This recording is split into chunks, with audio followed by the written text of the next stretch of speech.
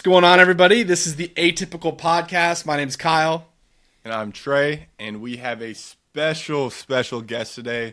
My man Tucker Richardson, a 5-year starter at Colgate, underdog hooper coming out of Jersey, played with some really high-level guys in high school. I know Nas Reed, and now a current. He's going into his third year playing overseas. Started in Finland, won a championship. So there's a lot of just guys that win championships in this conversation today. And then went to the BNXT League and is now in Spain, second league, Leb Gold, and high-level basketball mind.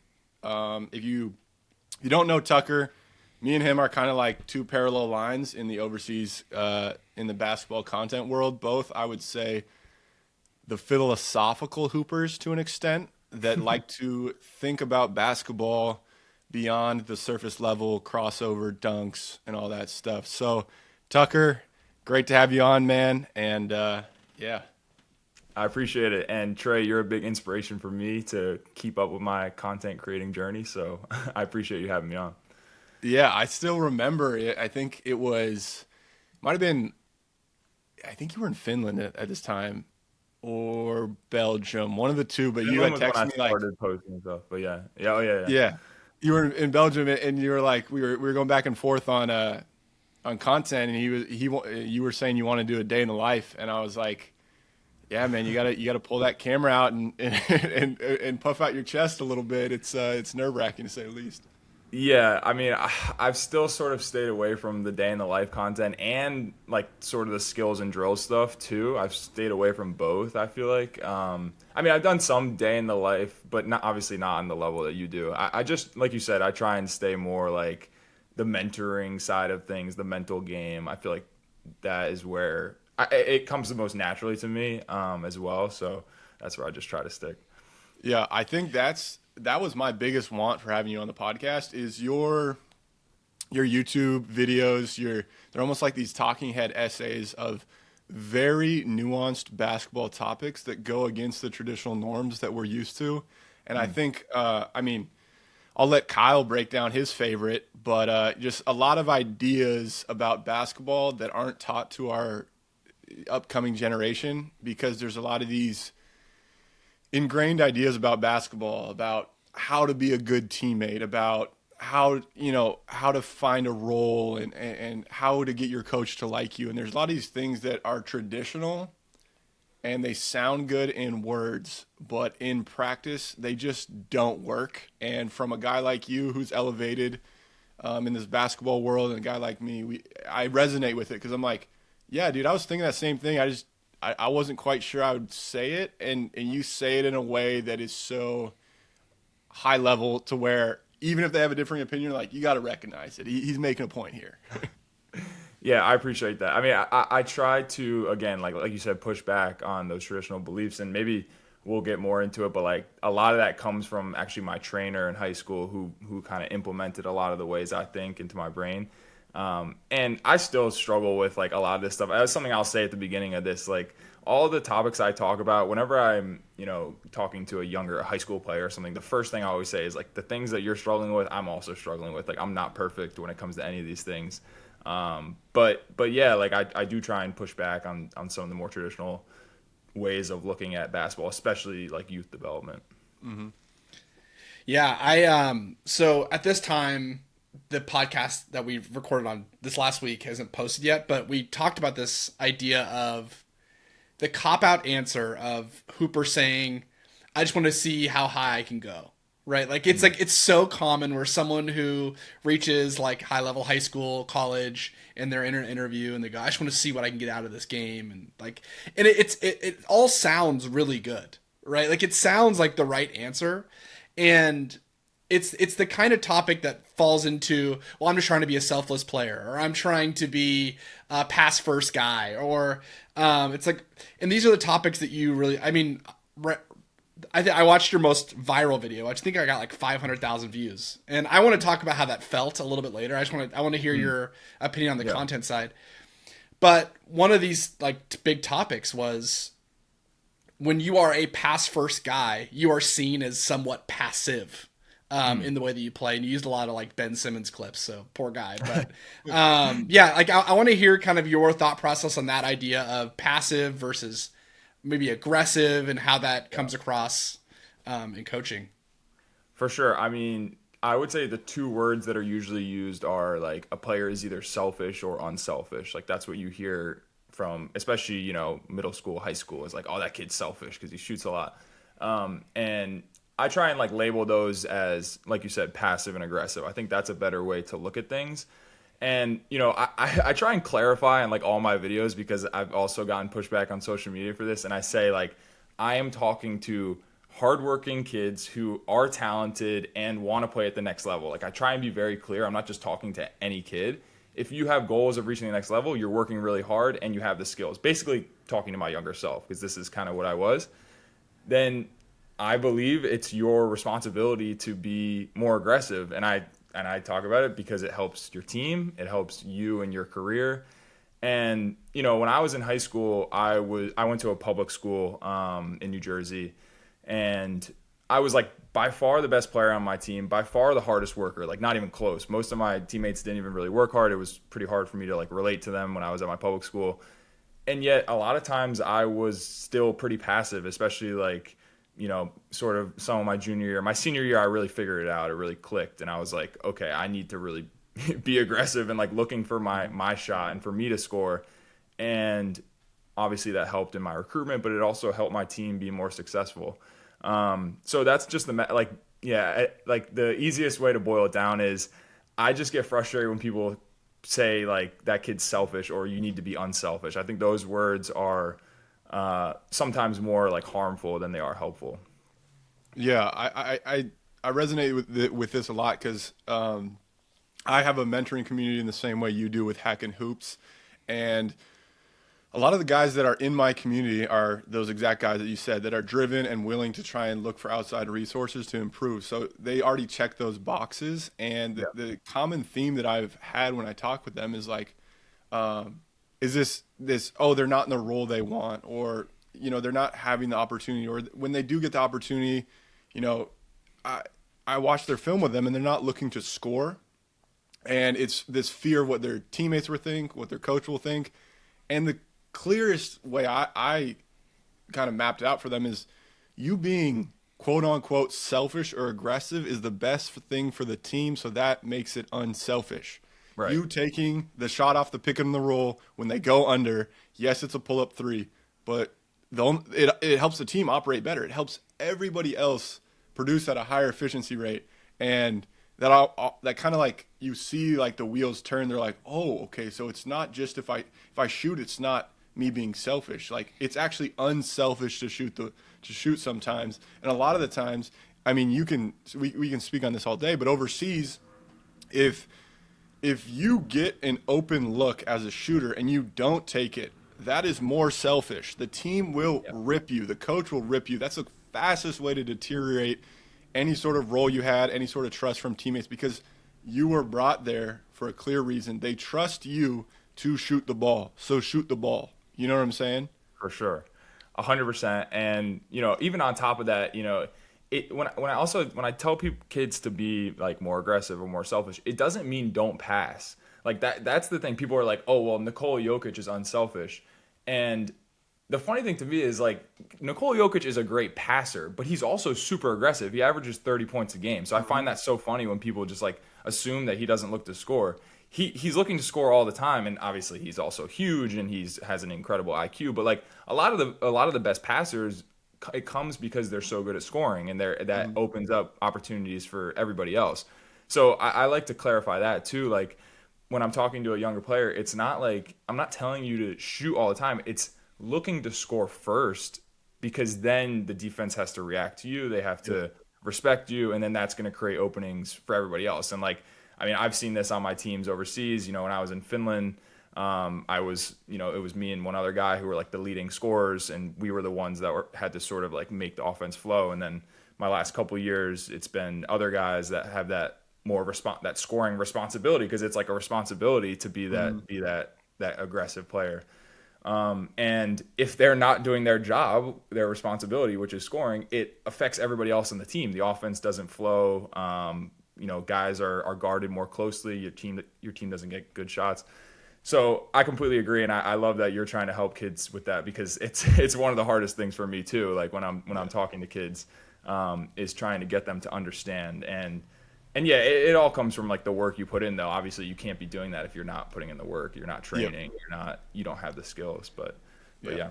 Yeah, that's really interesting too. Just on the flip side of this, is some of the most selfish players I've had have been the guy that leads the team in assists. Because a lot of times they will only make the pass if they know it's an assist. Right. I'm not going to name names, but that might be more frustrating than anything. It's the guy who has the big responsibility, and he only trusts his teammates if he knows for a fact. Right. Or the guy that comes up.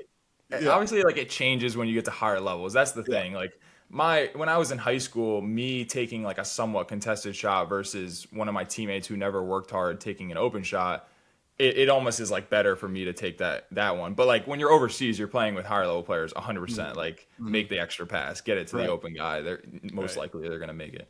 Right. So I think it's a really interesting conversation, because both you and Trey have built your kind of content angle around being high IQ basketball players, right? Like there is like, yes, there's a coolness factor to you guys, but because you're professional athletes, but you really have leaned into like the IQ side of basketball.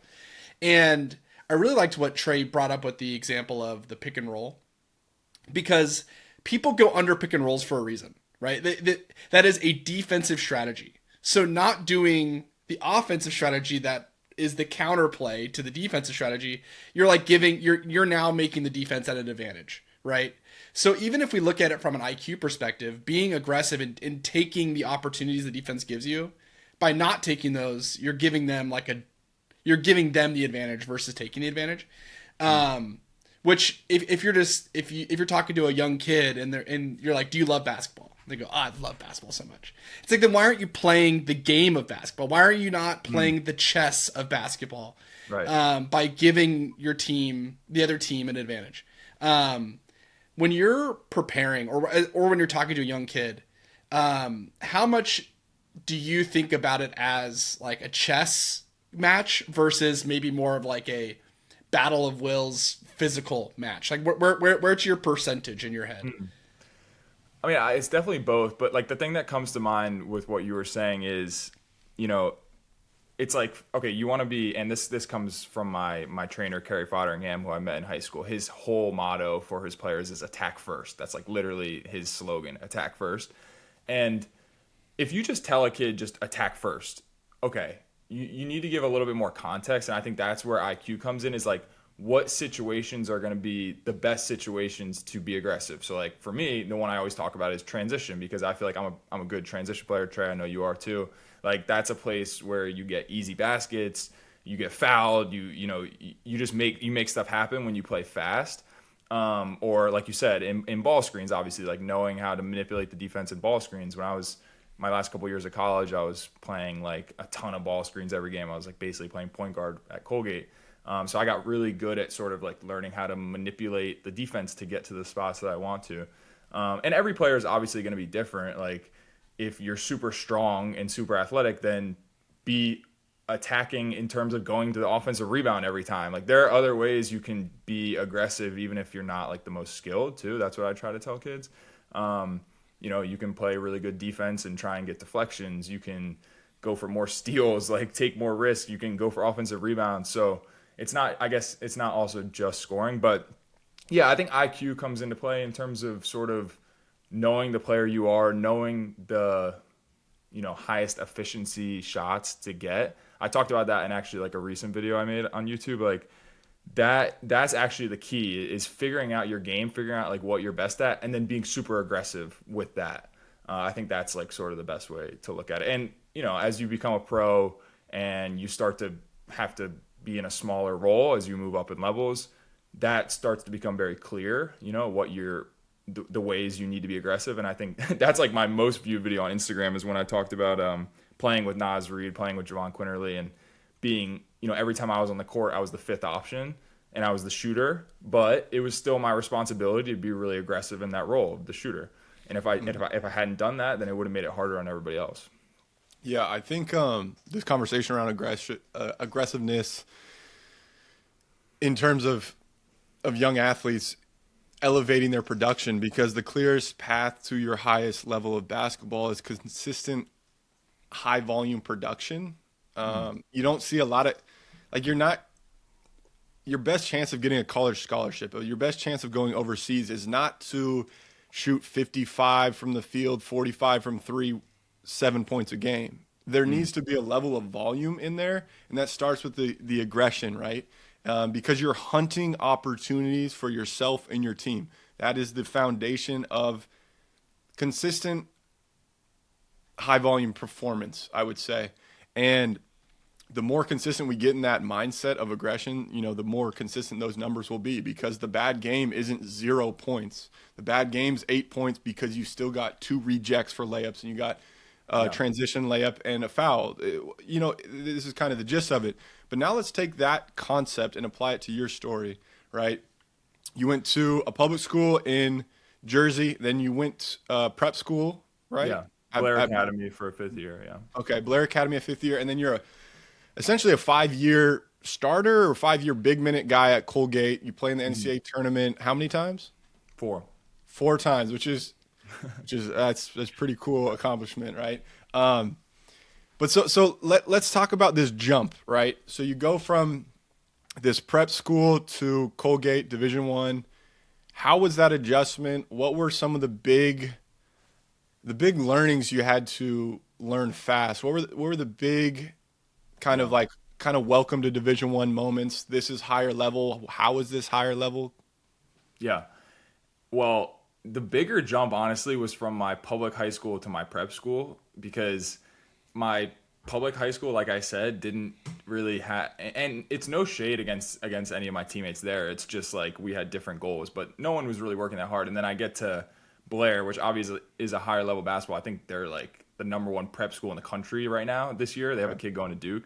When I was there, we were really good. We weren't like that though. We had college guys, but I get there and like guys are waking up at 6 a.m. to go work out, and they're getting extra shots up before and after practice, and like coaches watching film, and it's doing all this stuff that I'm like, oh my God, this is different, but also really cool. It's like, this is what I've been looking for. I've been trying to surround myself with people like this. And then, just because of the way it was, Coach Mantegna at Blair, he sort of ran it like a college program almost, especially I would say similar to Colgate, because Colgate's, more of like a low mid-major school. So then when I got to Colgate, I mean, the year before I got there, they were in the Patriot League championship game. They got smoked by Bucknell at Bucknell by like 40, but they were still made it to the championship, which was a big deal. So I was and they brought back almost everybody that was scoring a lot. So it was really nice because I came into a program that was already sort of on the come up and winning and had a built-in culture and everything. So honestly, it was just like, bring good energy, do what I do well. There wasn't much pressure, I guess, on me as a freshman, which was really cool.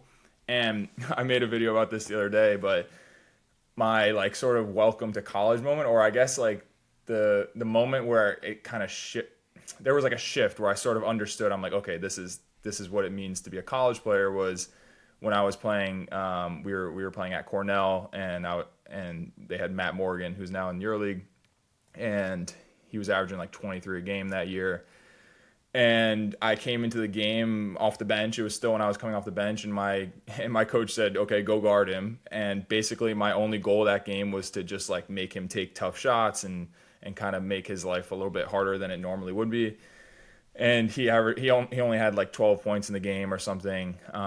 We won, but the cool thing was my coach started me in the second half because I was playing good defense. It wasn't because of anything else. It wasn't because of anything I did offensively. So I think that was the shift. It was like, okay, when you get to college, in high school, all this stuff that we're just talking about, aggressiveness, scoring, that does really matter if you want to get recruited. When you get to college, it matters, but also the really little things, figuring out your role, because not everybody's going to be the star of their college team, of course, especially when you're a freshman. that was where I started to learn, like, okay, these are the things I can be doing to like get more minutes, get on the court, make my coach, trust me and want to play me more. And then, like you said, I mean, even my freshman year, we had 5 guys who were averaging like over 30 minutes a game, but I was playing 30 minutes a game as a freshman, which is kind of unheard of. But that was like an eye-opening moment. I was like, oh, defense is actually the thing that can get me on the court. I was like, I never expected that. Okay, cool. Mm-hmm. Yeah, I was. It's interesting you say that because I didn't have that level of realization until I became a pro. I think it was just because the nature of I started at Division II, and the program wasn't run with the same efficiency. So it was more so had a bit of an AAU type vibe. Like you get buckets, you play, and we overlook everything else. And our systems weren't detailed, and I could say, oh, that hurt me in terms of my overseas career, but ultimately there's a value for these small school guys when they go overseas because they're used to putting up numbers. Yeah. And that's how you make money overseas, especially when you're a small school guy. You're going to start at a small level and you have to put up numbers. That's the only way you're going to claw your way out of that level. And so when you're at Colgate, your senior, junior, even sophomore year, you're 12 to 15 a game. So you had that capacity to put up numbers. But there's like, it's these D2 guys that average 20 or these D3 guys that average 30. Those are sometimes the guys that have these sneaky overseas careers. And you're like, whoa, like this guy made way more money than we expected. Whereas this Power 5 guy who's used to being in a role comes overseas. And then he can't get out of this role, and he kind of just fizzles out. Maybe they take a risk on him, trying to give him more opportunity. He doesn't know how to adjust to that role. So there's kind of like a benefit of just being a bucket getter. And so that kind of like in my career, I went from my Division II, went to Division I. At my Division I, I didn't know how to produce with other players at similar level as me. Because at my Division II, albeit we had dogs. We had Dalton Hamas, who's in the EuroLeague.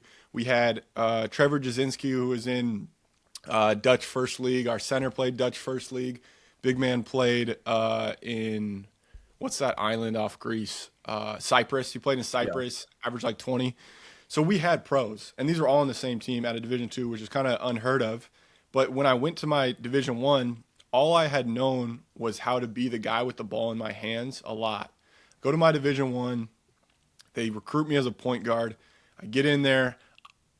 I hadn't realized that at my Division II, I wasn't really facing ball pressure or schemes. So then once I got that, Kyle can attest to this, I was a guppy and there was sharks all around me every time I brought the ball up. And it was ridiculous. We bring out our backup point guard and he wouldn't get pressured at all. I'd bring the ball up and they would just hound me the whole game. And so that like ruined my experience with basketball because I didn't understand how to play different roles. I didn't have these systems, like you said, in place of understanding how to impact the game in other ways.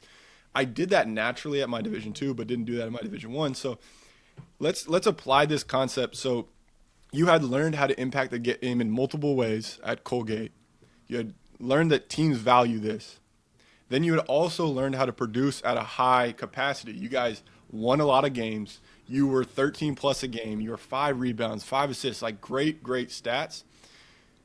How did that apply to your overseas career? Obviously, with those stats, you're going to get a solid job, but your first year was about as good of a first year you can have coming out of college. Yeah. It's so interesting because, if you just sort of like look at my college accolades or whatever, like player of the year, defensive player of the year, won 4 championships and stuff. Obviously, I didn't know what to expect going into overseas. Like, I didn't know exactly how it worked. Like, I don't know where guys end up or whatever. And the other thing I was going to say that's interesting is, like, nowadays, I obviously did 5 years at Colgate. And, like, nowadays, there's no way I would have done, which is kind of sad to think about. But also, obviously, like, the money's great. Maybe we can get into that a little bit. I find it so interesting. But when I got to Finland, and Finland's an interesting league, I think, because there are definitely some really good individual players and some good finished players, but like overall it's a very offensive minded league and play really fast. And I got into such a good situation right away. I had great coaches, a team that was sort of just like built perfectly. We were picked to finish 8th that year, and we ended up obviously winning the whole thing. But it was the first. My last year, especially at Colgate, I was kind of like a point guard. I was the main creator on the team, like you said, averaging almost I think almost 6 assists a game, and scoring, but not scoring that much. We had like 5 guys that averaged 10 a game. And then when I got to Finland, it was like the most I had ever scored in my life, which is kind of interesting. Like that was kind of an adjustment for me. I didn't really know what it was like to need a bigger scoring role, actually. But we also had a very free-flowing, fast-paced offense, like just a lot of things that clicked and fit with my game. And I think what I've noticed now being in 3 different overseas situations is it's obviously not always going to be like that. And like when you get to the higher levels, it's almost like those things that I learned in college, especially maybe like my freshman year of college, that sort of, at least for me, and this, I think this is my point, is this has kind of been the struggle for me sometimes overseas, is I don't really have that Division II scorers mentality that you have all the time. Like I struggle with that sometimes, and it's helped me I still can have success on teams overseas, but that has kind of been an adjustment for me. Like, it's almost like take the advice that I give. But I will say, like, when you're a pro, it's kind of different from like high school kids. Like I try to talk to high school kids, so it's easier to just say like, okay, be more aggressive. Like, okay, the club's trying to win games. You're trying to fit a role. But I've had flashes of that like my last couple years, but that's definitely been a struggle for me. Like I'll be honest with you, like having that structure at Colgate, that culture, you're building the program every year. It's the same guys. And then when you get overseas, it's like you're in a new situation every time and you got to kind of figure it out. And at times that has been difficult for me. It's really interesting because, and I've watched this secondhand for watching Trey go into each of his situations. Every team needs something a little different from you, right? Like, and this comes with being somebody who can average 5 assists and also someone who can go in and just be a killer or make the right play.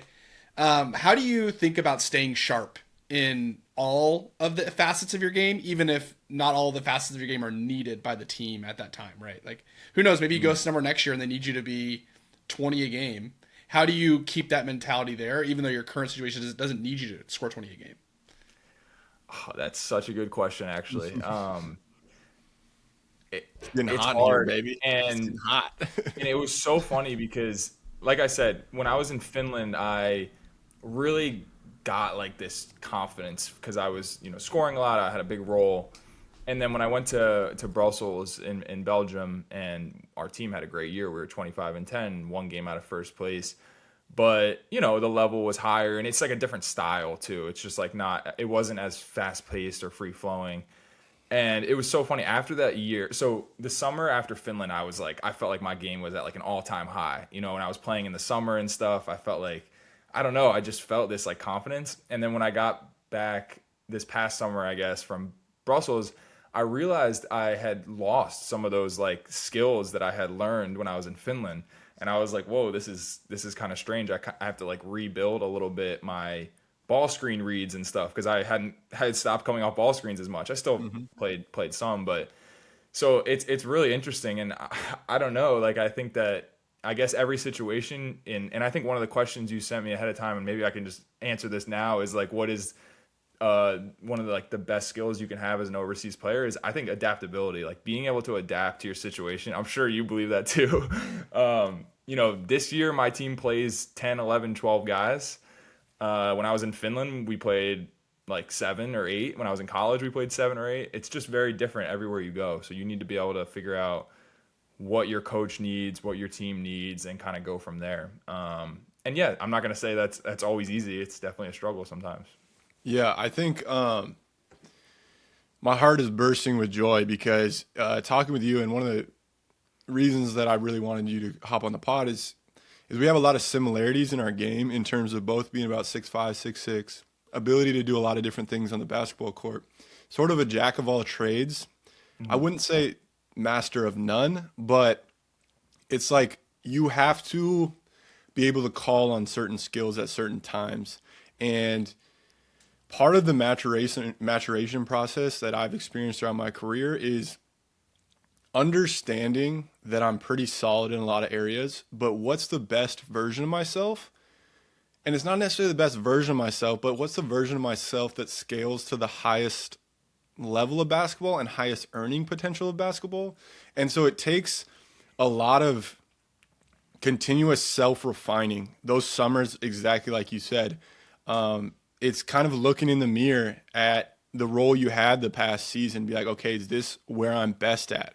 Right. And looking at yourself, even when you were in Finland, like I was a high level producer. I was efficient. I was great. But as you move up, there's only a select number of jobs with that exact criteria where you're going to be the guy.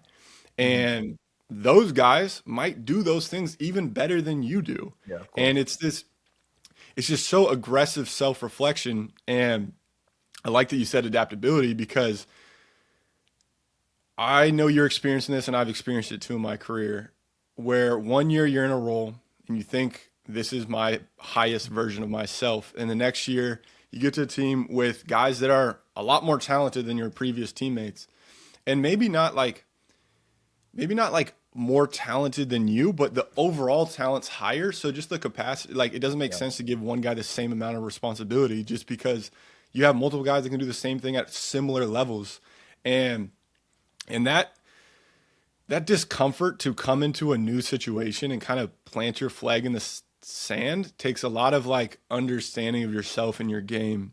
Yeah. And I think as I looked at your career, when you go to Colgate, you had that moment your freshman year, but then you established yourself so well that it was almost like, I'm not going to speak for you, but you came in every year like you knew what to expect. Yeah, for sure. Right? And then when you go overseas, every job, you don't really know what to expect. You know, the GM and the coach is promising you some role in the summer. I see you, hey, Tucker, I see you as our, spark plug. You're going to be our shooter coming off down screens, and you're going to do some ball screens. And then you get there the first week, and there's two other guys that do the same thing. And then you're there for a couple more weeks, and they bring in a guy that is essentially promised the same role as you.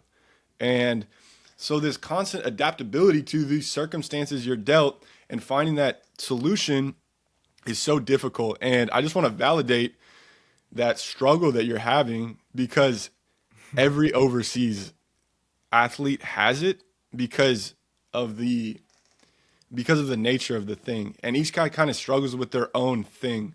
Like yours may be understanding when and how to be aggressive, right? And how to expand a role, how to plant your stake in a role. Because I had that same thing. When I went from Serbia, I was averaging 22, 7, and 6 on like crazy efficiency. And I was like, oh man, I'm that guy. Like I'm about to get paid. Like, and I go to Partizan for training camp. And then all of a sudden I look around, I'm like, okay, every guy's a similar stature as me. Okay, this guy's the 37th pick in the NBA 2 years ago. This guy averaged 22 in the ACC. This guy, and I'm going, wait a second. They can all do exactly what I can do, and it was hard. And I think that's why when I was with Partizan for training camp, I didn't show myself. I didn't make it clear what role I could fill. And then when I went to Poland, I get on the team, and there's 4 other guys just as hungry as me for the same exact role, because that was the role that was going to elevate you to a higher level overseas. And I was just too nice. I was simply too nice. Didn't understand my game enough to say this is my strengths, and it hurt me. And that's why I had some lateral steps in my career. But I encourage you. I don't mean to make this like a no, I appreciate it. But I'm just saying, I encourage you, because that doesn't mean you're not the player you think you are. Like you completely are still that guy. It just circumstance and one opportunity that you don't take the step you're supposed to doesn't mean you can't make that step. So it just takes that acceptance in your brain, like, bro, I'm going to take that damn step. And I'm right when I walk into this new organization, they're going to feel me. They're going to know like I'm planting my flag here, but that takes, like you said, that summer reflection where you're like, yeah, boom, this is the type of player I am. And I think another great lesson that you kind of alluded to is just I've noticed this every off season since I become, even actually going from Colgate to my first year overseas, and then in every situation I've been in, is to like just release the expectations that I have for myself and like what that role is going to be, and then what the expectations I think everybody else has on me too. And that's been really hard for me because, like after Finland, I'm like, oh, I cooked this year. Like, this is how the summer is going to go. This is what my and then it maybe doesn't quite go that way. And then, okay, I'm signing in Belgium. This is how it's going to go. And then maybe it doesn't quite. So, like, if you just release those expectations and just, like you said, kind of put your head down and do the things that you do really well, find that role or whatever, then, you can figure it out, and you're not, like, weighed down by this, like, idea of I'm not performing in the way I felt like I should or people think I should. And then the other thing is just going from Finland where – like, again, no disrespect, but my backup on that team, it didn't matter how I was playing. I was always going to be playing better than whoever my backup would have been. But then you get to Belgium and like my backup is good. Like if I'm not playing well in a game, they're going to come in and do well. And same with here. Like I'm kind of in and out of the starting lineup, but like that other player who's competing for your spot is good. Like it's not just so it's like you said. And when I was at Colgate, it was like no matter what, I knew I was playing 30 plus minutes, no matter what. Yep. Overseas, it's not like that at all, especially these last couple of years. I've had games where I played 30 minutes. I've had games where I played 10 to 15 minutes. It just depends on the day. So you have to be ready for that too. That's a little bit, I've been dealing with that definitely recently is like, okay, how do I make the most impact in the minutes I am getting? Because it fluctuates. Yep. Yeah. One thing I'm hearing from both of you, and I want to give this kind of like a life pivot as well, especially because I want to talk about your YouTube channel and I want to talk about the stuff you're trying to build outside of basketball. But one of the greatest things that I have learned through trying stuff, so I ran track in college and I started a business, and so I've reached a few peaks. And one thing that a peak tells you is this is as far as I can go with the way that I've been approaching this thing. Right. So like one thing that's really cool about, like, I once again know more about Trey's story is he goes to Poland and he has teammates that are going to be playing in high level European basketball in the next 2 years. Right. And he was like, Kyle, they're only using me as a catch and shoot specialist. And I said, then get really good at that. Because the way you've been playing won't get you past this scenario if you don't change, right? If you don't allow the way that you view yourself to change. And it's like, yeah, Trey, jack of all trades kind of player. That kind of being a jack of all trades kind of player is not going to get you to where you want to go. But being somebody who is really good at 2 or 3 things, and then also having these background skills that you can also use is going to help you go up, right? And it allows you to look at the problem that you're trying to solve through a new perspective. Okay, it's like, all right, what are the things that I have to get better at to continue to go past this peak that I'm at right now? So my segue from that is this is probably, whenever we talk to a basketball / content creator, this is going to be a question that hits every single one, is how has your view of your game changed now that you're talking about your game on the internet, right? Like you're thinking about, you're doing something and you're like, I'm about to talk about this in 2 hours, so I better have a takeaway. Right. I better be aggressive. Yeah.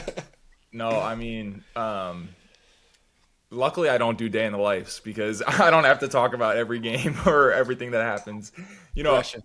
I do try and be as honest and vulnerable as possible. Like, obviously there are moments where I'm not going to reveal how I'm actually, like, how I'm really feeling or how things are going. But, when I'm having a tough moment or there's something I've learned from, going through some adversity, then I always want to, I want to share it. And actually, this is kind of funny. So, one kid I got connected with, like, last year through social media, and he's actually now in the community. He lives in Kazakhstan. And he goes to like a international school in Kazakhstan. And it's crazy. His team, they have like an AAU program sort of thing. And my Lucentum Alicante younger program hosted a bunch of teams from all over the world. And his team is like in Alicante right now. So That's they so came to, so his team came to my game last night. I got a chance to go watch their game today. It was really cool. And, this is like, again, me just being vulnerable. Like yesterday, I only played 13 minutes and didn't have much impact on the game. And I was obviously like kind of on the bench, frustrated, wanted to get back in. But I knew that they were there watching me. And so I was like, okay, well, I'm going to, regardless of like what I would normally do, because I think I am a good teammate and I am positive in general. Like, but I was like, I'm going to make sure that I'm really showing how good of a teammate I can be and how I can like deal with this moment and still bring positive energy and whatever I can do to like help the team win, just to like kind of be that role model for them or whatever. And that was just kind of going through my head, and I think that's sort of like how I look at it now. Is part of my part of like the fulfillment I get from playing basketball, especially now that I'm making content, is of course helping younger players. So as much as possible, I just want to be like living that in my game, and like, talking all the things I talk about, control, you can control, or whatever that we both talk about. Like, okay, am I actually living that? And I think yesterday was a good example where I really felt like I was doing what I could with the time I got on the court. And when I wasn't on the court, I was, trying to make the most of it. But yeah, at the end of the day, like it's always something that you're sort of thinking about as a content creator. Luckily, my performance isn't so tied into like what my content looks like. But yeah, it's definitely an interesting dynamic. I'm not gonna lie. Yeah, I think what you're hitting on there is, and I've noticed this, tenfold, is that creating content and being vulnerable and sharing your thoughts on things, it holds you accountable. Yeah. And there's just an accountable nature to it. And we can get into, okay, is this healthy? You know what I'm saying? Because I know that I'm going to be filming this, is it healthy that I'm trying to show this? But if your intentions are pure and I am honest, like, hey, this is the work that I'm doing today, or I woke up at 5 a.m. today, but I don't wake up at 5 a.m. every day. You know what I'm saying? Or Yeah. I have this attitude where you need to be more aggressive, but I still struggle with this. It's like showing the human side of it gives you Right. sort of that capacity to not be a robot. But I will say, and I scream this from the mountaintops, content is a multiplier of your on-court performance because it gives you a space to have perspective, to release. And even if my content is daily life, like it's still forcing me to view myself from like an outward perspective in the same way that you make a YouTube video essay on a mindset topic. It forces you to step back and look at your perspective from like, this 30,000 foot view. Yeah. And I think it's only healthy. And the really interesting thing is, and I don't know if you've experienced this will be my next question, but I've gotten some pushback in terms of, I think the European basketball landscape doesn't view content and creating like this. I don't know how much I share here, but I did have a team that was like, or a coach that was like, hey, I'm not that interested because he's doing this YouTube thing. And that hurts, man. And that hurts just because I know my intention behind it. And I know that it's only helping me get better. It's only an offshoot of who I am.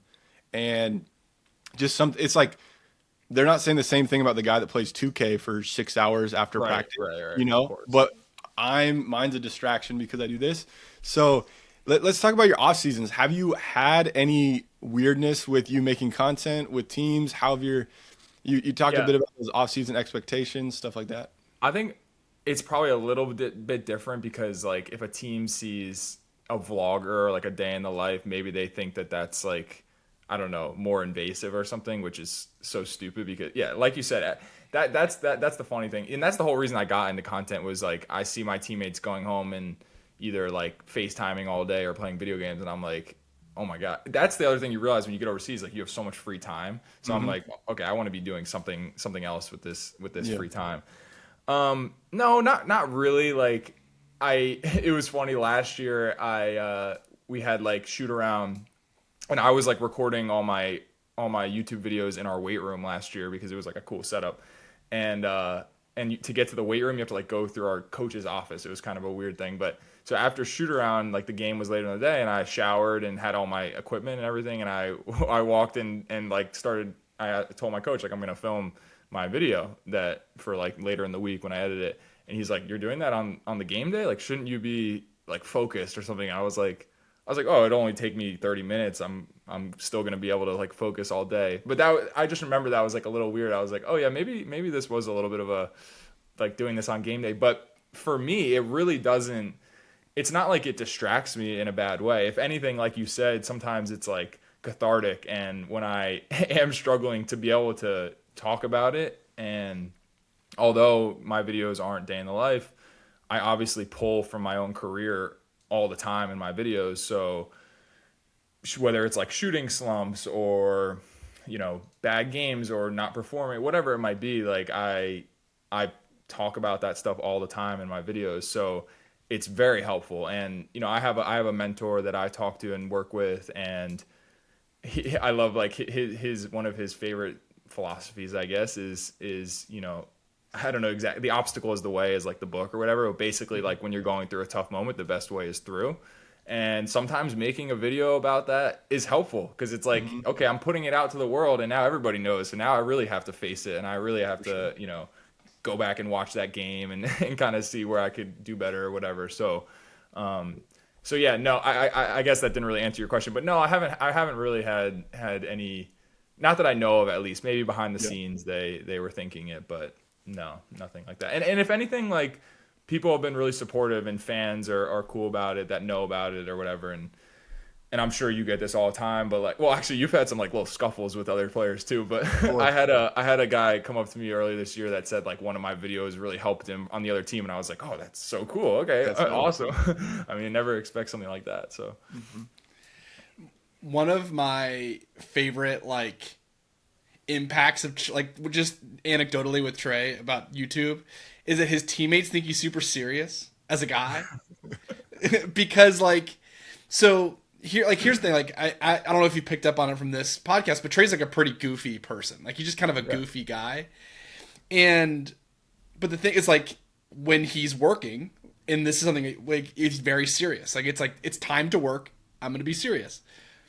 So when he's filming a day in the life of him at work, right? So he's very serious about his work, and so therefore his YouTube videos come off very kind of like serious and like methodical and thoughtful.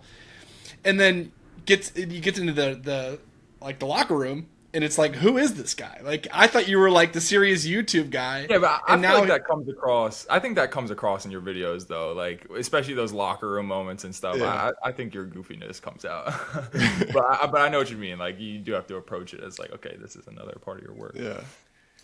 Do you get that though? Like not just like coaches thinking about you being a certain way, but like your teammates, like, oh, like we got a YouTuber on the team now. Like, do you get like I know maybe it's because once again, not doing day in the life stuff. It's not like yeah. Honestly, I mean, my teammates have been either supportive or just kind of like don't even really know what's going on or don't really seem to care. And that's the funny thing too, is sometimes I feel, if I'm like talking too much about the team or something, it makes it I don't know. I feel like I'm having some sort of like effect on the team, but like no one seems to ever care. If anything, they're just like supportive.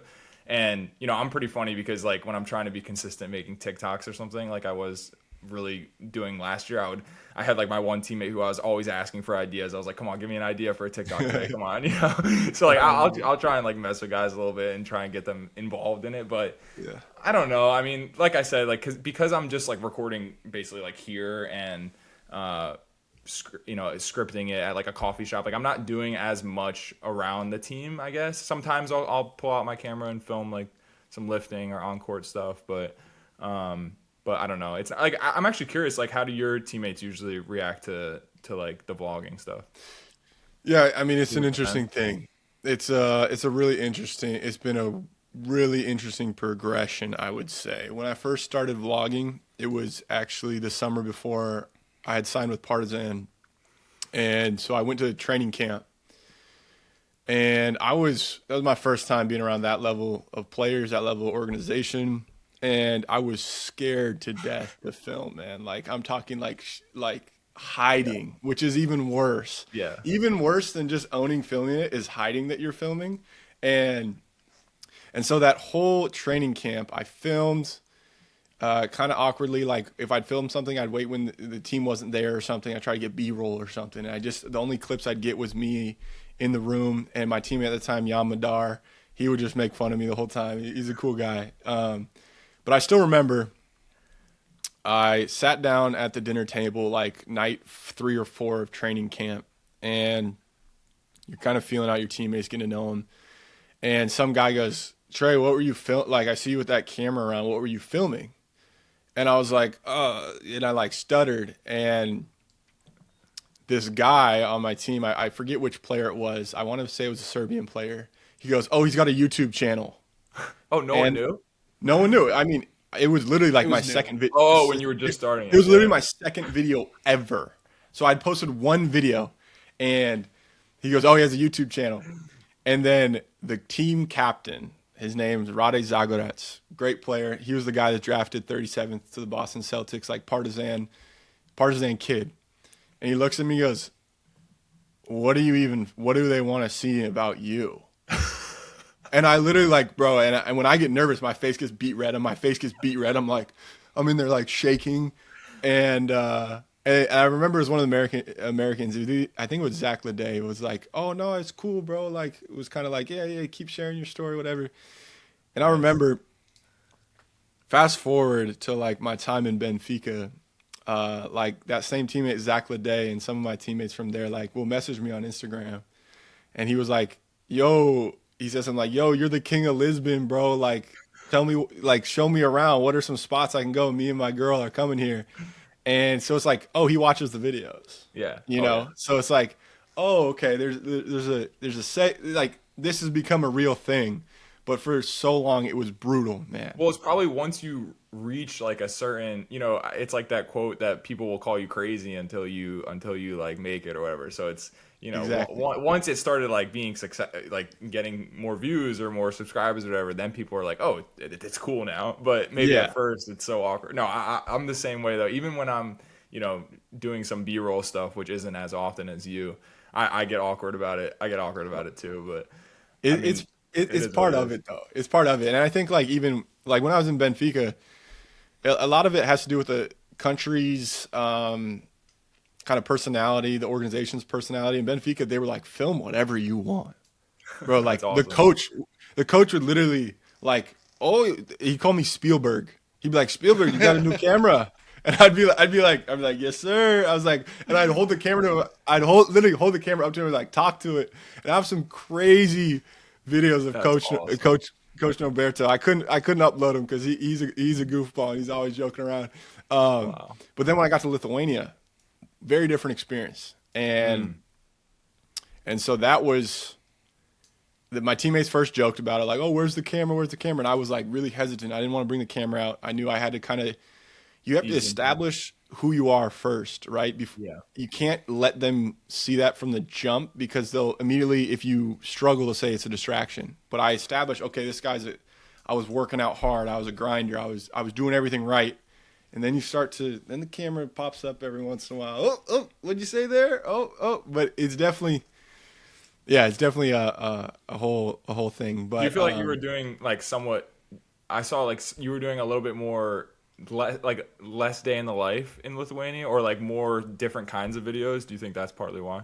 Yeah, I definitely, because also it was hard in Lithuania because I was going through such a tough moment because I was only there for about 2.5 weeks before I got my first little quad tweak. That was it. Oh yeah, okay, yeah. And then I tweaked my quad, and then that's actually what made my knee cartilage like freak out because I had to sit for 3 weeks, and then the increase in load, I went from sitting 3 weeks, practice 2 days, and then 3 games in 6 days, and it just like blew my cartilage threshold, and then everything just went downhill.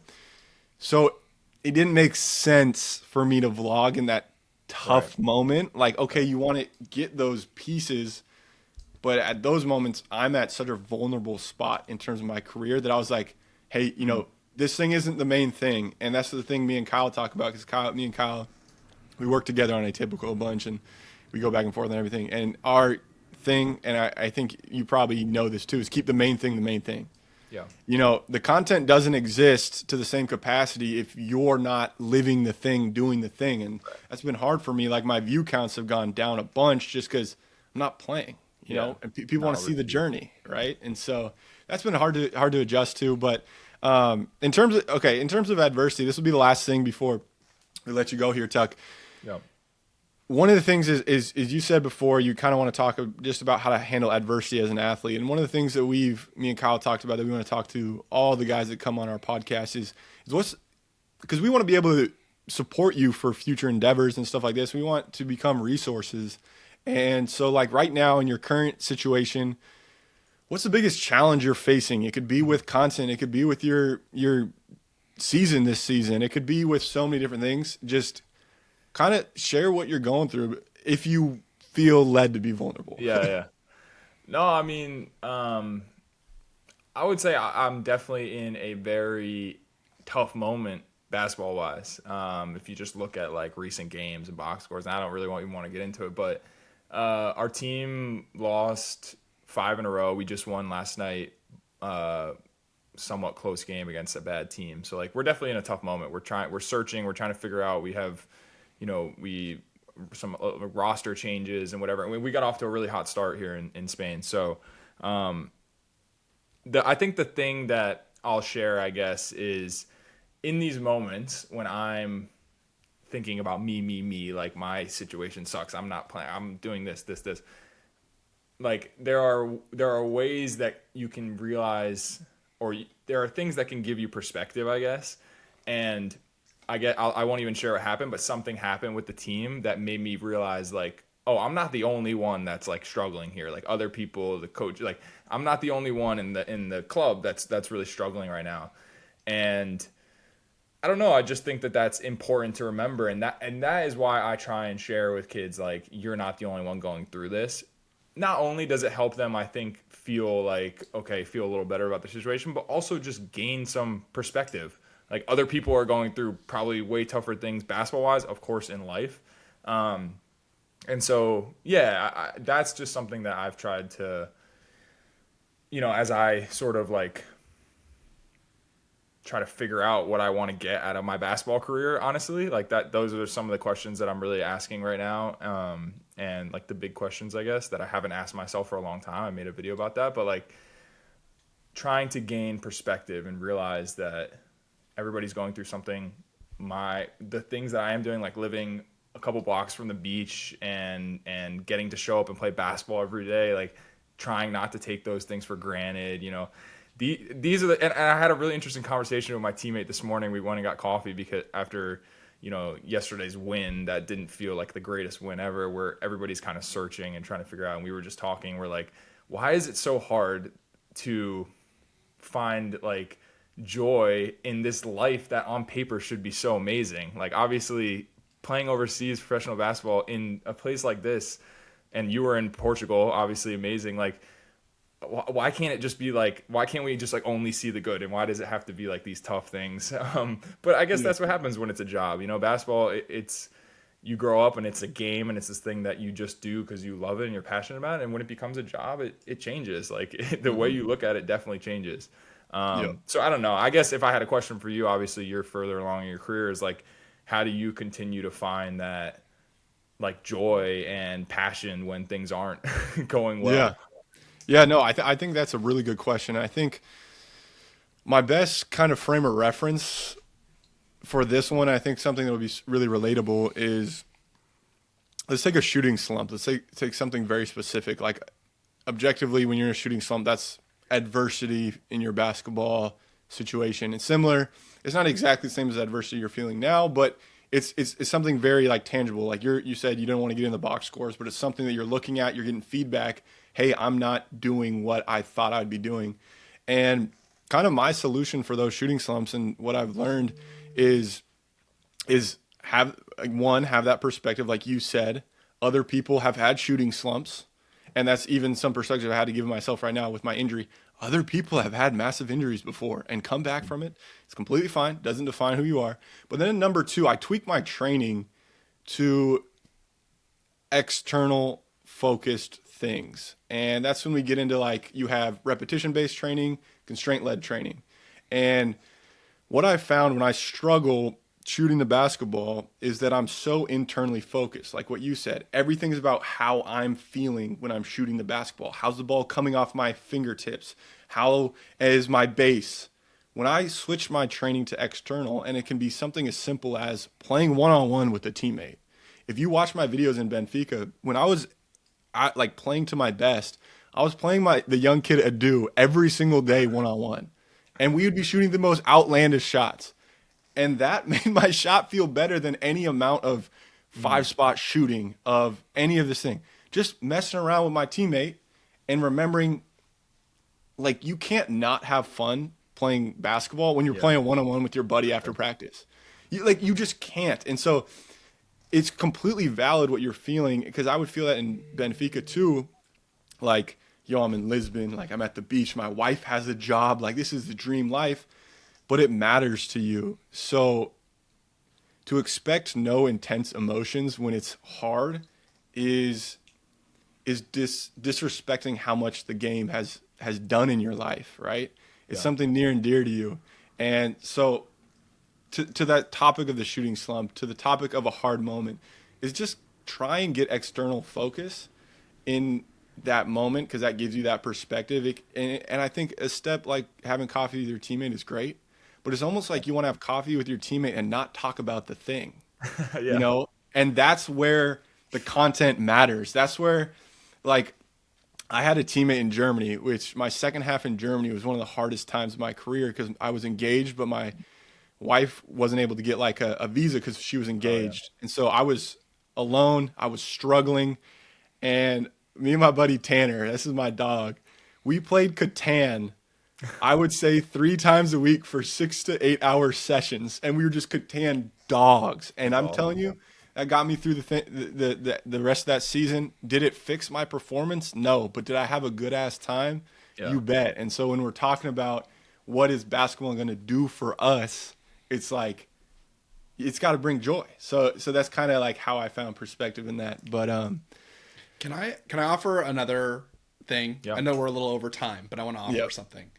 And this is heavily caveated in the same way that like being aggressive is heavily caveated. When you are someone who, to use some of Trey's words, has overcome long odds in the past, right? Like going from public high school to even prep school probably felt like long odds, and then going from there to Division I, long odds. Then I saw you won Player of the Year or in your conference. Like to go from a freshman to Player of the Year, long odds, right? Going overseas, making it. Like, so you've constantly overcome these challenges, right? These obstacles. The obstacle is the way. We're all speaking Ryan Holiday here. What this is this is a different type of challenge, right? Because you've been on winning level teams your entire career, right? You've been on teams that, yes, you can point to, I did this and this is why my team is successful. But there was also in the back of your head, like they were kind of successful before I got here, and now they're continuing to be like I'm a piece of a winning culture, right? So now you are facing a new challenge, right? The new challenge is, how do I help create a winning culture? How do I, in the 6 to 7 months that not even 6, like 5 months I have left of the season, how do I create a winning culture, right? And this is going to be another piece of your resume, whether it be a part of your basketball career or it goes into your entrepreneurial side of things. Like, this is a opportunity for you to learn that lesson of creating winning basketball, creating a winning culture. And I'll send you a podcast after this. I've been listening to this My First Million podcast. But they were saying like culture is not a strategy. Culture is the thing, right? And this is an opportunity for you to learn that. So that's my kind of overall atypical perspective is we can always frame anything into a new challenge that we get to learn a new lesson from. I love that. And I mean, I haven't been in a 5-game losing streak since as long as I can remember. So that's some more perspective. Like, you know, these things happen. A lot of people, I had a teammate this year who said, this is the first time I've ever been on a winning team. like just like a winning record, and I'm like, oh, okay, I can. Okay, my life's not that bad. Yeah, exactly. It could be worse. It could be worse. So. Yeah, for sure. Well, Tuck, man, I appreciate you taking the time out of your course. season. I just encourage you, man. You got so much good basketball to play ahead of you. You're helping so many athletes. You've helped me on my journey, watching your videos, seeing you navigate these things, and it's a privilege to talk to you, pick your brain a little bit, and hopefully it was enjoyable for you, brother. Yes, sir. I appreciate it, and keep doing what you're doing. Keep rehabbing, and again, congratulations. I'm sure we will keep in touch. Yep. All right, brother. Cheers. As always, getting comfortable, live atypical.